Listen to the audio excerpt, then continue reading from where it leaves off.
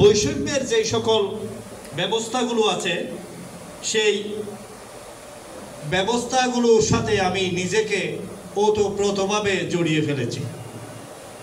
আমরা শিক্ষকরা যারা আছি সমাজে সবচেয়ে নিগৃহীত এবং অবহেলিত একজন মানুষ হিসাবে আমরা আজকে বসবাস করছি। আমাদের পরিষ্কার পরিচ্ছন্ন কাপড় গায়ে দিতে হয় এবং পরিষ্কার পরিচ্ছন্নভাবে আমাদেরকে চলতে হয়, কিন্তু আমাদেরকে সেই অবস্থা আমাদেরকে সাপোর্ট দেওয়ার জন্য সরকার আমাদেরকে সেই ব্যবস্থাগুলো করে না। আমাদের বাড়ি ভাড়া হচ্ছে 1000 টাকা,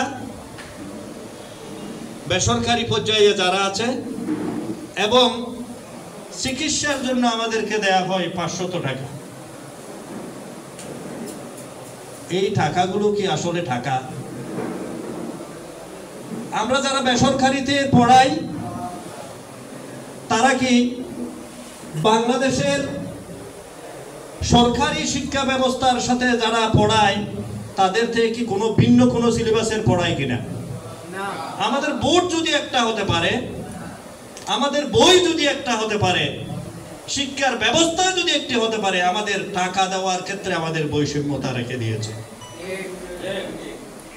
আমরা আজকের এই অনুষ্ঠানের মধ্য থেকে এই বৈষম্য দূর করার জন্য, জোর দাবি উত্থাপন করার জন্য সভাপতি মহোদয় এবং সকল শিক্ষক মহোদয়ের পক্ষ থেকে জোর দাবি উত্থাপন করার বিনীত অনুরোধ জানাই।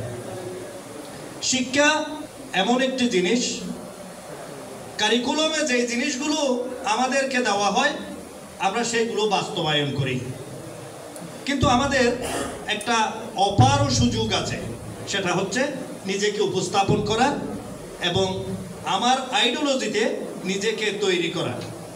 আমি একটু আমার উদাহরণ দিই। আমি যখন চাম্বল উচ্চ বিদ্যালয়ে 7ম শ্রেণীতে পড়তাম, তখন চট্টগ্রাম বিশ্ববিদ্যালয়ের একজন ছাত্র, ইংরেজি বিভাগের ছাত্র, তখন তিনি পরবর্তীতে বিসিএস করে পরবর্তীতে রাঙ্গামাটি গভর্নমেন্ট কলেজ থেকে অধ্যক্ষ হিসেবে অবসর নিয়ে উনি প্রয়াত হয়েছেন। আল্লাহ রাব্বুল আলামিন ওনাকে জান্নাত নসিব করুন।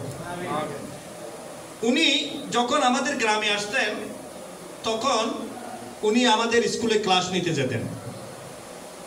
ক্লাস নিতে যখন যেতেন তখন আমরা ওনার ইংরেজি কথাবার্তার উপস্থাপনাগুলো দেখে আমরা মোহিত হয়ে যেতাম। আমি 7ম শ্রেণীতে ওনার আচরণিক যে harmonious development body soul and mind যেই কথাটি বলেছে, সেই বিষয়গুলো আমি ওখান থেকে ধারণ করে আমি একটা স্বপ্ন নিয়েছিলাম, আমাকে বিশ্ববিদ্যালয়ে পড়তে হবে। আল্লাহ রাব্বুল আলামিন আমাকে ঠিকই বিশ্ববিদ্যালয়ে পড়িয়েছেন এবং চট্টগ্রাম বিশ্ববিদ্যালয় থেকে কৃতিত্বের সাথে আমি উত্তীর্ণ হয়ে পরবর্তীতে আমার শিক্ষা কার্যক্রম চালিয়ে যেতে পেরেছি। সুতরাং আমি মনে করি প্রত্যেক শিক্ষক তার আচরণিক ব্যবস্থার মাধ্যমে একটি মেসেজ দেয় তার ছাত্রছাত্রীদের।